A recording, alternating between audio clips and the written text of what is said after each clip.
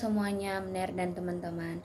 Pada kesempatan kali ini saya akan memaparkan ulang materi dari kelompok 10 mengenai perbandingan kekuasaan yudikatif. Namun sebelum itu perkenalkan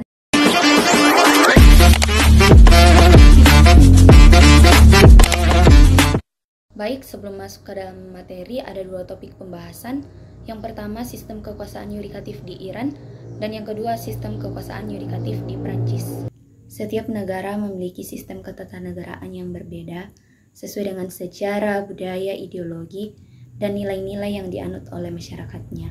Salah satu aspek penting dalam sistem ketatanegaraan adalah kekuasaan yudikatif, yaitu lembaga peradilan yang berperan dalam menegakkan hukum dan menjaga keadilan. Kekuasaan yudikatif memiliki posisi strategis karena menjadi pilar penegakan hukum dan demokrasi di suatu negara. Kita masuk pada materi yang pertama, yaitu sistem kekuasaan yudikatif di Iran.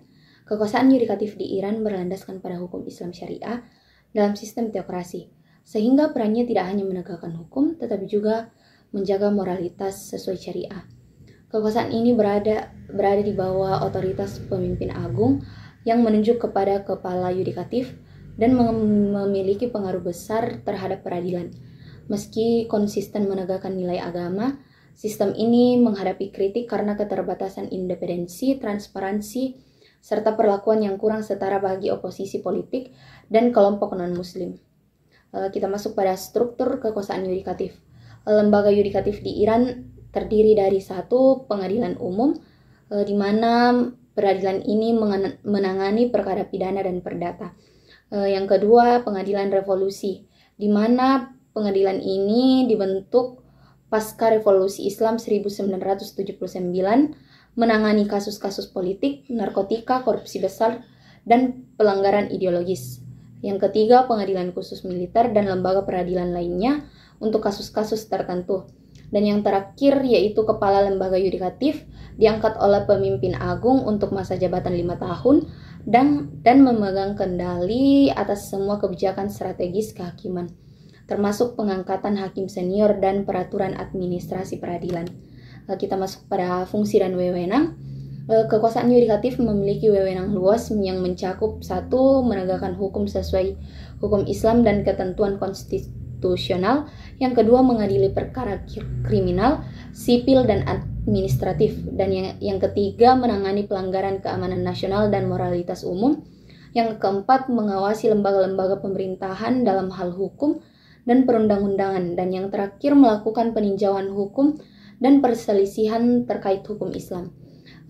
Sistem yudikatif Iran berfungsi tidak hanya sebagai lembaga hukum, tetapi juga sebagai instrumen penegak norma agama di bawah kendali otoritas keagamaan dan politik. Meskipun selaras dengan nilai mayoritas agama, mayoritas masyarakat, keterbatasan independensi serta dominasi teokratis menimbulkan kritik terhadap transparansi, kepastian hukum, dan perlindungan hak asasi manusia. Kita masuk pada materi yang kedua, yaitu sistem kekuasaan yudikatif di Prancis. Sistem yudikatif Prancis merupakan pilar penting dalam menjaga kedaulatan hukum, pemisahan kekuasaan, dan hak asasi manusia.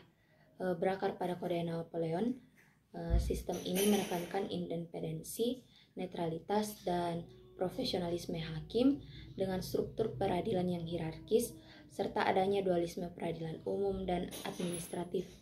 Melalui mekanisme pengawasan dan peran Conseil Constitutionnel, Prancis berhasil membangun sistem peradilan modern yang terorganisasi, adil, serta bebas dari intervensi politik, sekaligus menjadi model bagi banyak negara lain. Kita masuk pada struktur dan organisasi yudikatif. Sistem peradilan Prancis terdiri atas beberapa tingkatan dan jenis pengadilan yang jelas terpisah, yaitu yang pertama pengadilan umum, kedua pengadilan administratif, dan yang terakhir ada pengadilan konstitusional. Kita masuk pada tugas dan wewenang. Kekuasaan yudikatif di Prancis meliputi yang pertama, pengadilan perkara perdata dan pidana secara objektif dan adil. Kedua, peninjauan putusan hukum tingkat bawah agar sesuai dengan norma dan prinsip hukum tertulis. Yang ketiga, pengawasan praktik administratif melalui Pengadilan Tata Usaha Negara atau TUN. Yang keempat, penilaian konstitusional terhadap undang-undang dan kebijakan publik. Dan yang terakhir, perlindungan hak asasi manusia dan kebebasan sipil dalam negara demokratis. Kita masuk pada kekuatan dan tantangan. Kekuatan sistem yudikatif Prancis terletak pada profesionalisme hakim, pemisahan kekuasaan yang tegas, serta mekanisme pengawasan yang efektif sehingga mampu menjamin kepastian hukum, keadilan, dan perlindungan hak warga negara. Namun, tantangannya muncul dari birokrasi yang kompleks, biaya peradilan yang tinggi, serta prosedur hukum yang rumit, sehingga dapat menghambat akses dan memperlambat penyesuaian perkara. Dibandingkan dengan Iran yang berlandaskan prinsip teokrasi dan hukum Islam syariah, sistem yudikatif Prancis lebih menonjolkan prinsip sekuler, independensi, dan supremasi konstitusi sebagai pondasi penegakan hukum dalam kerangka demokratis. Saya juga menambahkan materi mengenai sistem kekuasaan yudikatif di Indonesia. Sistem yudikatif di Indonesia saat ini dirancang untuk menjamin independensi kekuasaan peradilan sebagai pilar ketiga negara, sebagaimana diatur dalam Undang-Undang Dasar 1945 pasca amandemen. Mahkamah Agung berperan sebagai pengadilan tertinggi untuk kasus umum, agama, militer, dan tata usaha negara, dengan wewenang mengawasi putusan pengadilan bawahannya melalui mekanisme kasasi dan peninjauan kembali.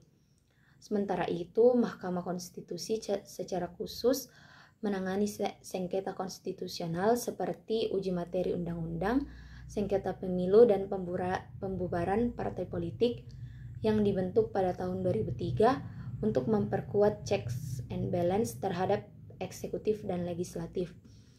Struktur hierarkisnya mencakup pengadilan tingkat pertama atau distrik, banding atau tinggi, dan kasasi, yaitu Mahkamah Konstitusi, dengan komisi yudisial yang independen mengawasi perilaku hakim untuk mencegah korupsi dan penyalahgunaan wewenang. Reformasi pasca 1998 telah meningkatkan transparansi melalui rekrutmen hakim berbasis meritokrasi dan digitalisasi proses peradilan. Meskipun tantangan seperti backlog kasus dan isu integritas masih ada, secara keseluruhan sistem ini menekankan prinsip dua proses dan hak asasi manusia, dengan Mahkamah Agung dan Komisi Mahkamah Konstitusi sebagai penjaga utama supremasi hukum di tengah-tengah dinamika politik kontemporer. Kita masuk pada kesimpulan. Pertama, sistem kekuasaan yudikatif di Iran didasarkan pada sistem teokrasi dan hukum Islam syariah yang menjadi landasan utama pelaksanaan fungsi peradilan. Kekuasaan yudikatif di Iran sangat dipengaruhi oleh otoritas pemimpin agung yang mengawasi dan mengatur hukum, sehingga independensi lembaga yudikatif relatif terbatas. Pengadilan di Iran tidak hanya berfungsi sebagai lembaga penegak hukum, tetapi juga sebagai instrumen pelaksanaan nilai-nilai agama dan ideologi negara. Kedua, kekuasaan yudikatif di Prancis dibangun atas dasar prinsip sekuler dan pemisahan kekuasaan yang tegas dengan fokus pada supremasi hukum dan independensi hakim. Sistem peradilan di Prancis bersifat profesional dan terstruktur dengan jelas, serta dilengkapi dengan lembaga pengawasan yang memastikan penegakan hukum berjalan tanpa intervensi politik maupun keagamaan. Peradilan di Prancis juga dilengkapi dengan sistem pengadilan administratif dan konstitusional yang memperkuat fungsi pengawasan dan perlindungan hak asasi manusia. Ketiga, antara kekuasaan yudikatif Iran dan Prancis terdapat persamaan dalam tujuan dasar, yaitu penegakan hukum dan perlindungan hak-hak warga negara lewat struktur pengadilan berjenjang dan mekanisme pengawasan internal. Namun, perbedaan mendasar terlihat pada landasan filosofis dan mekanisme pelaksanaannya, di mana Iran mengintegrasikan struktur keagamaan dan politik ke dalam sistem yudikatifnya yang teokratis, sedangkan Prancis menekankan independensi yudikatif dalam kerangka negara hukum sekuler. Perbedaan ini mencerminkan konteks sosial politik serta nilai yang diutamakan dalam masing-masing sistem hukum. Demikianlah materi yang dapat saya sampaikan mengenai perbandingan kekuasaan yudikatif. Sekian dan terima kasih.